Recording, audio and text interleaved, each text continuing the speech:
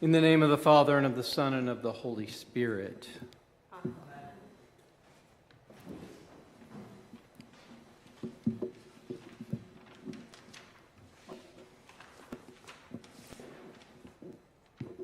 I know I've said it before, but I'll say it again. Mark is my favorite gospel because he speaks in concrete terms, even though there are evil spirits running all around. But John speaks in mystery, which is probably great to preach on, but I'm not a mysterious guy.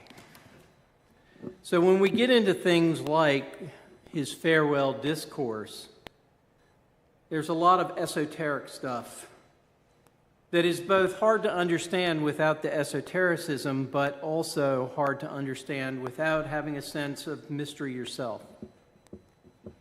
I tell people that when I come to read the mystics, I can read about one page of them in a row because they're really hard for me to read. I like concrete things.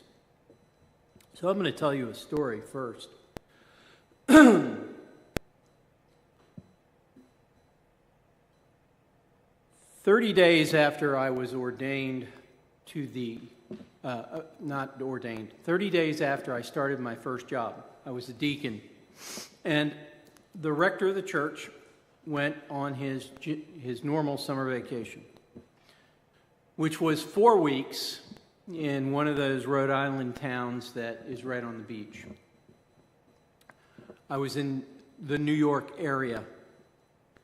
And on the afternoon where he had first left, the first afternoon, I got a call, and a young mother had died. It wasn't unanticipated, but I was not fully apprised. By the end of that month, August, there were 9 more deaths, and I became an expert in doing the burial rite of the Episcopal Church. Well, I wasn't an expert, but I learned a lot. I learned about things that I would and would not do. I learned about things that happened in death. And it was interesting, in that first parish where I was just the assistant, I got to know a lot about visitation with people as they were dying. And many of the other parishes I served, quite often, they were not as attuned to this as my first parish. So, on one evening, I was sleeping. It was 2 o'clock in the morning, I guess, not evening, and the phone rang. And if any of you have children or anything else going on in your lives, you'll know a phone call at 2 o'clock in the morning is never a good thing. And one of the parishioners whom I had been visiting and spending time with died. Now, this shows you how long I've been a priest. I can't remember his name. He was a wonderful man, but the call was from his daughter. Again, it was not an unanticipated thing. And I can see his face, and I can see her face, and I can't remember their name. And oh God, please, when I visit with them again in our renewed bodies, please help me to remember. But at 3 o'clock in the morning, being in anyone's house in the presence of a body that was not long ago the person whom they loved, it's a holy place.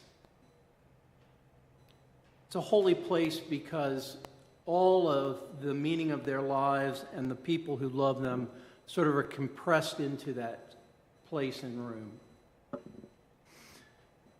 And I remember talking to his daughter, and I remember presiding over his service, and after the service, she gave me their family Bible.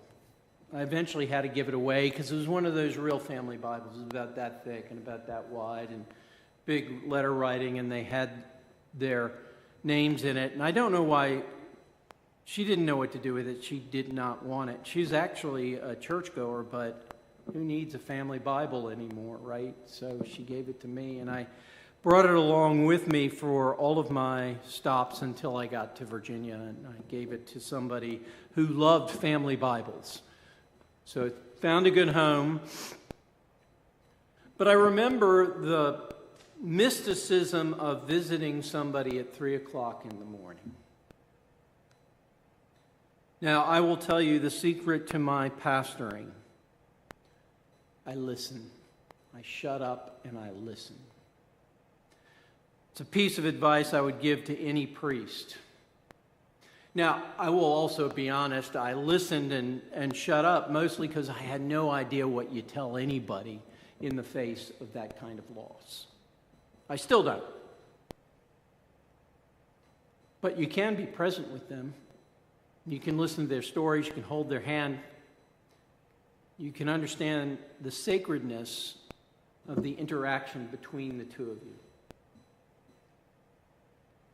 I bring this story up because Jesus, in his farewell discourse, which is what we're reading from today, is preparing for death. He's warned his disciples. They don't get it yet, but he tells them in their troubled hearts that he goes to prepare a place for them. I want to let you know, I don't think when Jesus says, I'm going to prepare a place for you, that it's all about interior decoration. Rugs and occasional tables and hangings of all sorts. What I think it's about is preparing to be present with us in that new place. In fact, as we go through this reading, it's really kind of what it's trying to get across, or at least to me, dull-witted as I am, that Jesus' mystery is his ability to be present with each one of us all the time. If you ever have the privilege to visit somebody when they're dying, take it. It will be hard, but it will be well worth the visitation.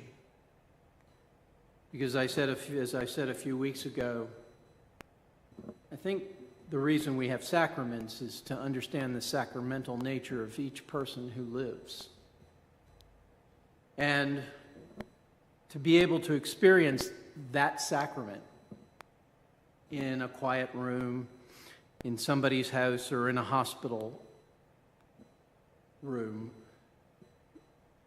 is weighty and rich with meaning. Now, I have a footnote for today because this particular reading is used at burial offices, and it stops right about the place where I would say we need more. Jesus said to him, I am the way, the truth, and the life. No one comes to the Father except through me. I throw this footnote in because the question then is Jesus trying to be exclusive or particular?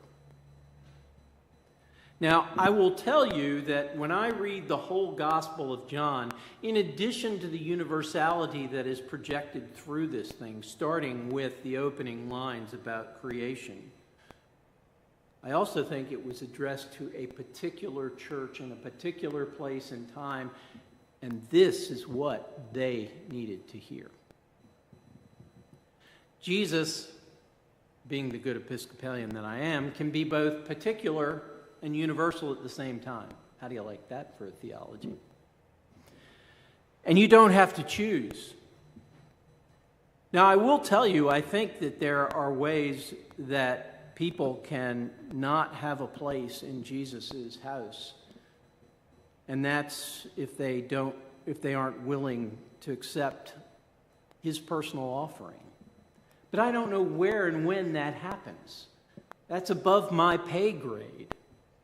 To the people of the Johannine community that were here, it wasn't above their pay grade. It was the thing that they were worried about. Are we acceptable to the Lord? And what about all the troubles around us? And it was a troubled community. And this is what they heard Jesus tell them. Do not let your hearts be troubled. Believe in God. Believe also in me. And as I tell everybody, that believe is faithing, not intellectual assenting.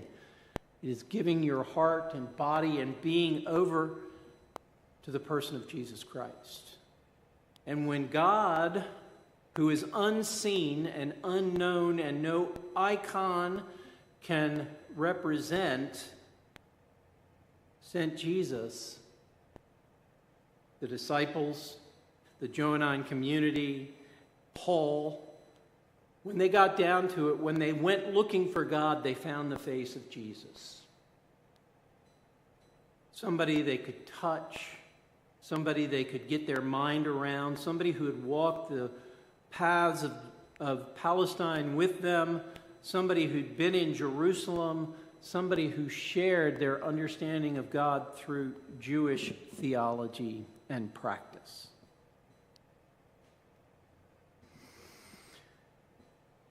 If in my name you ask me for anything, I will do it. Does that mean Jesus will do anything?